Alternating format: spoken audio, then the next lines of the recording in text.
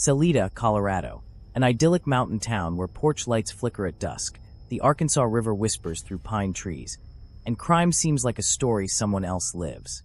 Yet on Mother's Day, May 10, 2020, one of its own vanished, and the forest swallowed her into silence.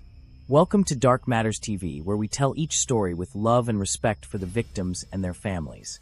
If you are passionate about deeply investigated true crime cases that deserve to be heard, take a moment to subscribe to the channel. Your support helps us keep these stories alive and these names remembered. If you are new here, go ahead and hit that subscribe button so you never miss a case. And if you have been with us and yet to subscribe, go ahead. Your support helps us to shade more light to these stories to help understand them better. Suzanne Renee Morphew, 49, was a mother of two and a passionate mountain biker. On that Sunday, Mother's Day, she set out for what should have been an ordinary ride, but returned only in memory. Her husband, Barry, left early that morning, telling investigators he was headed to a job in Broomfield, some 150 miles north of their Maysville home. He said Suzanne was asleep when he departed. Soon after, her phone went silent. By 4:23 a.m., her phone had lost all connectivity. Barry turned off his at 4:32 a.m. Around 5:46 p.m., their neighbor Martin Ritter called authorities. Suzanne hadn't answered calls from family all day and didn't open the front door when knocked upon. Her daughters were away. Barry was out of state. By evening, Chaffee County deputies were driving north on County Road 225, scanning for Suzanne or her bike. They spotted it, her signature blue Santa Cruz, lying untouched at the edge of a steep ravine near Highway 50. At first blush, a crash? But zoom in, and the world unravels. No blood, no distressed vegetation, no skid marks, no disturbed soil around the bike. The bike pristine, no dents, no scratches. Handlebars twisted sharply left, brake seized. These weren't accident marks, they were clues of staging. Deputy Brown reportedly said, brake pads seized. Bars twisted. No real signs she came through here. News of Suzanne's disappearance swept through the community and media. Barry pleaded publicly for her safe return, painting himself as a grieving husband. But investigators were digging deeper. Investigators proceeded to Barry and Suzanne $1.6 million newly acquired home. The house Suzanne Morphew once filled with laughter and light was no longer a home. It had become a crime scene, quiet and cold, hiding secrets in its walls. When investigators returned for a deeper search, this time armed with suspicion rather than hope, they weren't just looking for signs of Suzanne. They were looking for the truth about the man she had married. In the laundry room, nestled deep in the back of Barry's personal dryer, was something investigators hadn't expected: a needle cap. Just a small piece of plastic, but it changed everything. Nearby, they found empty BM darts, wildlife tranquilizer darts, and packaging for a dart gun. At first glance, it might have seemed like just another hunting tool, a nod to Barry's love for the outdoors. But this wasn't normal hunting equipment. These darts weren't meant for elk or deer. They were used for sedating large animals, powerful enough to paralyze anything they touched. And here's the chilling part: Barry wasn't just any hunter. He was one of the very few people in the entire region who had both access and knowledge of these tranquilizers. In fact, investigators confirmed he had ordered BAM, short for butyric acid methyl ester, a powerful and regulated sedative, from an animal care supplier months before Suzanne vanished. One of the used darts appeared to have trace liquid residue.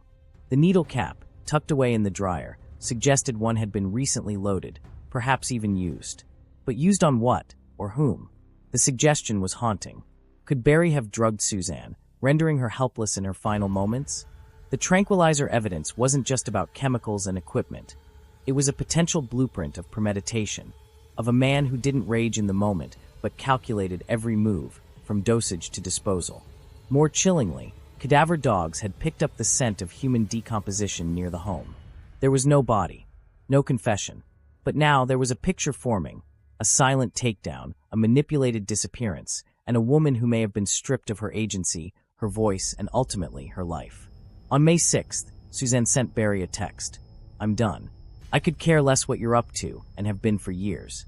We just need to figure this out civilly." That message stayed. Barry deleted it soon after. Investigators found dozens of deleted calls and messages between them. Barry was arrested and charged with first-degree murder, tampering with a body, and attempting to influence a public servant via ballot fraud. Barry pleaded not guilty. April 19, 2022, in a move that stunned both the public and the Morphew family, Judge Ramsey Lama granted the prosecution's motion to dismiss the case without prejudice. This legal phrase meant that charges against Barry Morphew were being dropped, but not permanently. The state could refile them at any time. Why? Because the prosecution had failed to disclose crucial evidence. And not just any evidence that could have helped Barry Morphew's defense. But perhaps the most shocking moment wasn't the dismissal itself. It was what came after. As Barry Morphew stepped out of that courthouse, no longer a murder suspect, no longer facing a possible life sentence, his two daughters, Macy and Mallory, ran into his arms with tearful smiles, clinging to him like a man returned from war. They weren't just relieved. They were elated. Reporters on the scene described their reactions as overly excited, grinning ear to ear. Their voices filled with joy as they declared their father's innocence. One of them whispered through tears, "We knew it. We always knew it." It was a scene that made the nation pause. This wasn't just a man being released. This was a family reuniting, not in grief for Suzanne, but in near celebration of Barry's freedom. And it raised a chilling question for many. Had Susan been forgotten? Some called it a testament to loyalty, the unwavering love of children for their father. But others saw something else. Wow, love really is blind. Because to many watching from the outside, the daughter's joy was a painful contradiction. A public embrace of the very man accused of making Suzanne vanish forever. Love may be blind, but in the case of Suzanne Morphew, it seemed justice was too. Meanwhile, Suzanne's family reorganized their grief. Public rewards climbed, up to $200,000 for any trace of her.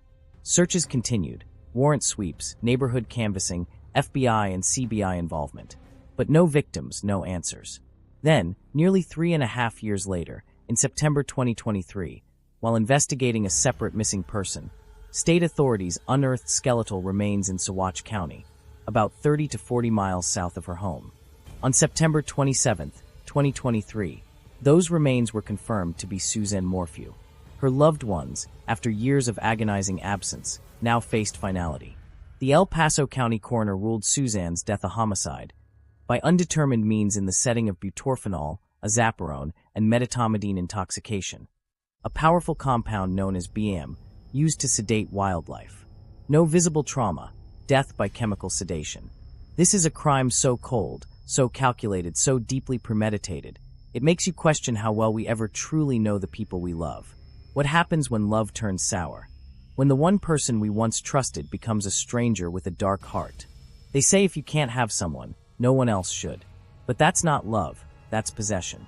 And when heartbreak festers into obsession, it can turn deadly. If you're ever at the edge, please walk away.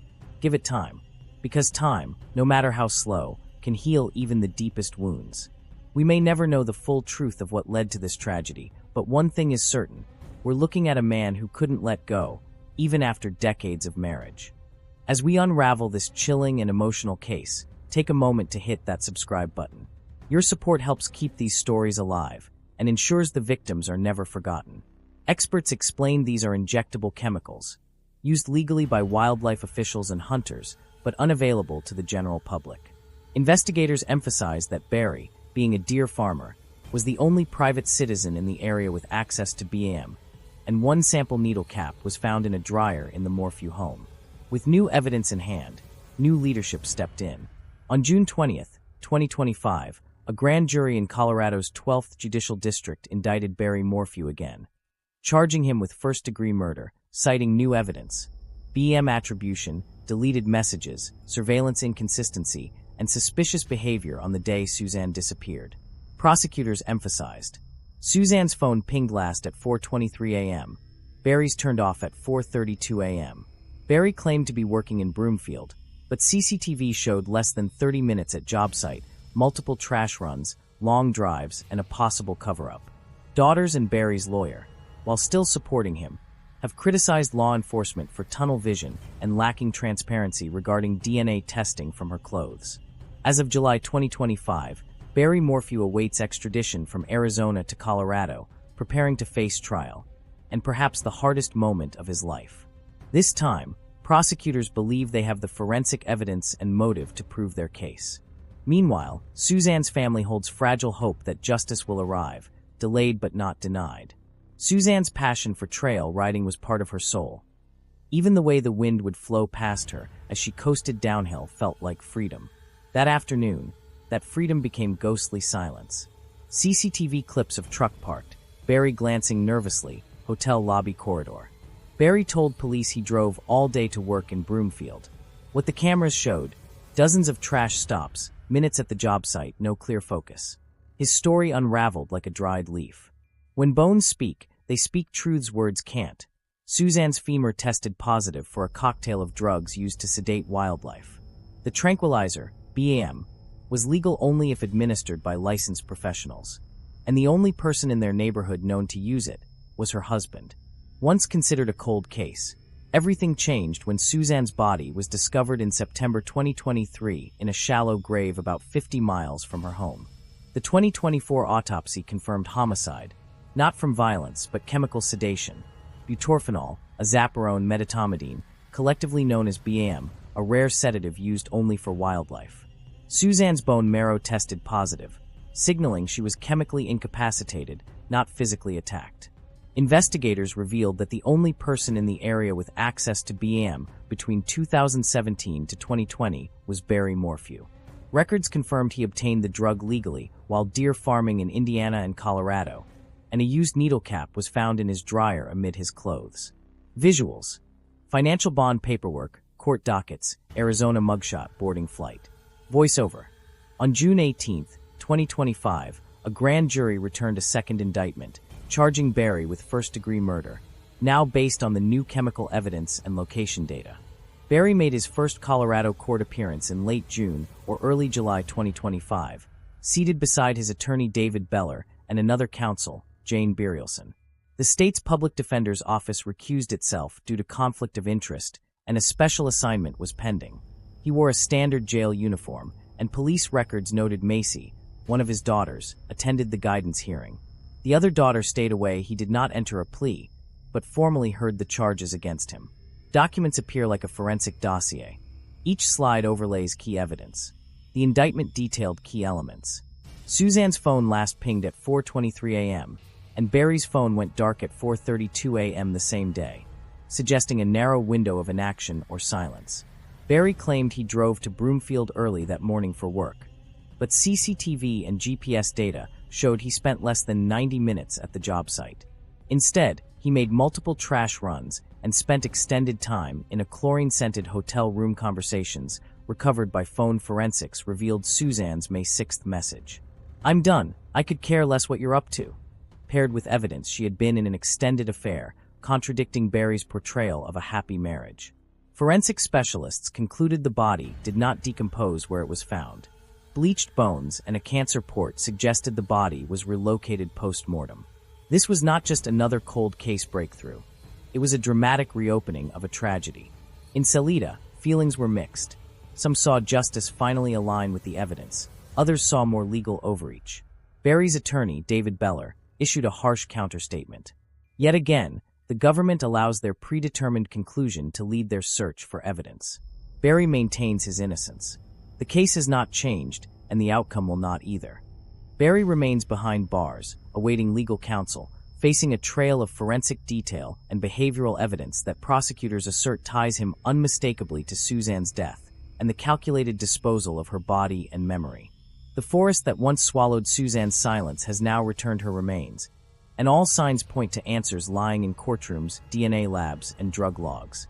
What remains is waiting, for resolution, for reckoning, and for justice to catch up with a vanished light. This is more than a story about crime. It's a story about loss, betrayal, justice delayed, and the stubborn persistence of grief. The forest that hid Suzanne also hid her truth. It took years, but the forest eventually gave something back: bones, chemicals, texts, camera logs, restless investigators. Now the courtroom awaits. For Suzanne's daughters, and for Salida, there is still time to reclaim justice. And if you have stayed with us till this moment, we really appreciate. Kindly drop your comment below, like and share to keep these names alive, and kindly subscribe to the channel. Then until next time, stay safe and stay aware.